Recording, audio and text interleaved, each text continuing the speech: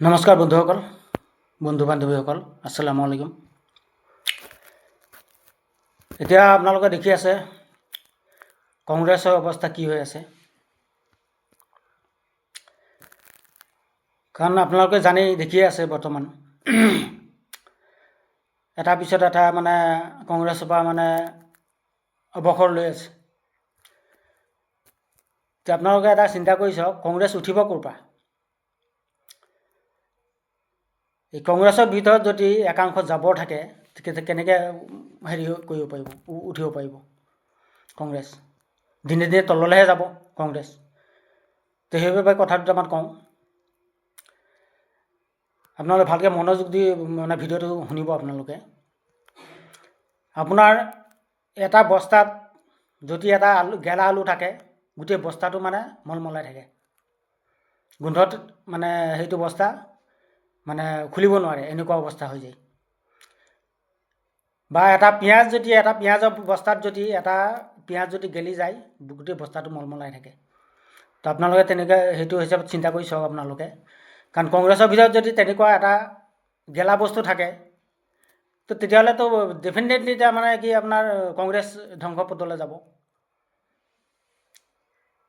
কাৰণ হিমন্ত বিশ্ব শৰ্মা ডাঙৰীয়াই নিজে কৈছিলে যে কংগ্ৰেছত কি হয় নহয় সেইবিলাক মই চব গম পাই থাকোঁ। তো ইয়াৰ প্ৰমাণ হৈ গ'ল পূৰা, মানে হাতে লোটা মানে চব মানে ধৰা পৰি আছে কথাবিলাক। আৰু বিশেষ কথা হ'ল কি, আপোনালোকৰ এই ৰেজাউল কৰিম চৰকাৰ যে কংগ্ৰেছে যোগদান কৰিছিলে, ৰেজাউল কৰিম চৰকাৰে কৈছিলেই মানে পদত্যাগ পত্ৰ দিয়াৰ পিছত যে কংগ্ৰেছৰ ভিতৰত এনেকুৱা ব্যক্তি কিছুমান আছে, সেইকাৰণে কংগ্ৰেছ উঠিব পৰা নাছিলে। তো কথাটো মানে প্ৰমাণ হৈ গ'ল, পূৰা প্ৰমাণ হৈ গ'ল তাৰমানে কথাবিলাক। ৰেজাউল কৰিম পদত্যাগ পত্ৰ দিয়াৰ পিছতেই লাহে লাহে মানে ঢৌ উঠিবলৈ ধৰিলে, মানে কংগ্ৰেছৰ পৰা বিজেপিত যোৱা। কাৰণ চবেই গমেই পাইছে, চবেই জানেই, প্ৰদ্যুৎ বৰদলৈ আৰু ভূপেন বৰা এই দুটা মানুহ যে গুচি গ'ল, যোৱাৰ কাৰণে বহুত কিছু ক্ষতি হৈছে, নোহোৱা নহয়।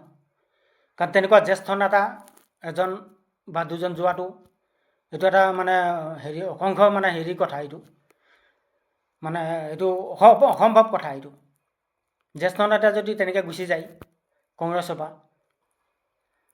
কংগ্ৰেছত তো ক্ষতি হ'লেও পুৰণা নেতাবিলাক জাবৰবিলাক এতিয়া গুচি গ'ল, এতিয়া হয়তো ভাল হ'বও পাৰে কংগ্ৰেছ চৰকাৰ এতিয়া। কাৰণ নতুন নতুন মানুহবিলাক সোমাইছে, নতুন নতুন মানুহবিলাকে মানে টিকট পাইছে। তো অসমৰ ৰাইজে সেইটো বিবেচনা কৰি পেলাই ভোটটো দিব আপোনালোকে, অসমবাসী ৰাইজে, যাতে অসমৰ আমাৰ শান্তি শৃংখলাবিলাক মানে বজাই ৰাখিব পাৰে, বজাই ৰাখে সেইটো হিচাপত। তো জয় অসম।